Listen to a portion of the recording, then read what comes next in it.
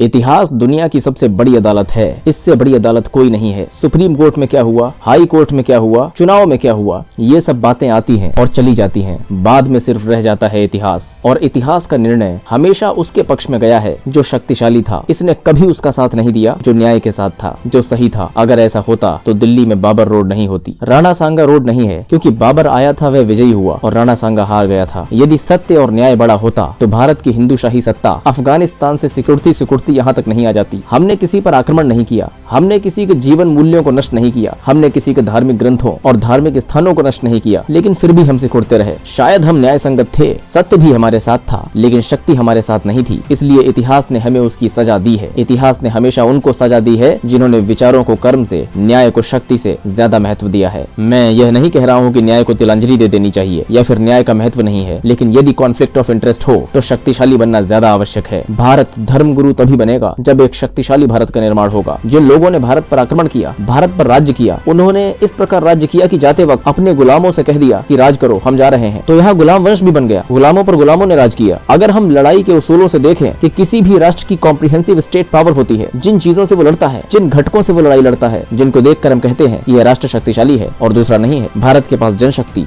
धन शक्ति, ज्ञान शक्ति, तकनीकी की शक्ति थी। और उन लोगों को देखें जिन्होंने भारत पर आक्रमण किया, तो उनके साथ इसको लेकर 1 और 1000 का भी अनुपात नहीं होगा, लेकिन उसके बाद भी हम कुछ नहीं कर पाए। क्या कारण है कि इतिहास ने हमारे साथ न्याय नहीं किया या हमारा साथ नहीं दिया? मेरे लिए उनकी बातों का एक ही उत्तर है कि हम सब थे, लेकिन हम एक राष्ट्र के रूप में शक्तिशाली नहीं थे। हम न्याय, सत्य, धर्म और ज्ञान के अहंकार में शक्तिशाली होना भूल गए। हमने न्याय, सत्य, धर्म, ज्ञान और मानवीय मूल्यों को शक्तिशाली होने से बेहतर माना और कालांतर में यह हमारी नपुंसकता के लक्षण बन गए। यह एक कटु सत्य है कि आप न्याय, सत्य, धर्म, ज्ञान और मानवीय मूल्यों को तभी स्थापित कर सकते हैं जब आप शक्तिशाली होंगे। बिना शक्तिशाली हुए न्याय, सत्य, धर्म, ज्ञान और मानवीय मूल्यों को प्राथमिकता देना आपको सिर्फ एक बढ़िया गुलाम बनाता है, जो हम 1400 सालों से अभी भी अभिमान पूर्वक बने हुए हैं। मैं गुलाम नहीं हूँ और न अपने आगे की नस्ल को गुलाम देखना चाहता हूँ, और इसीलिए मुझे लोकतंत्र, न्यायालय और मानवतावाद पर दी गई दुहाई एक कायर के उद्घोष लगते हैं।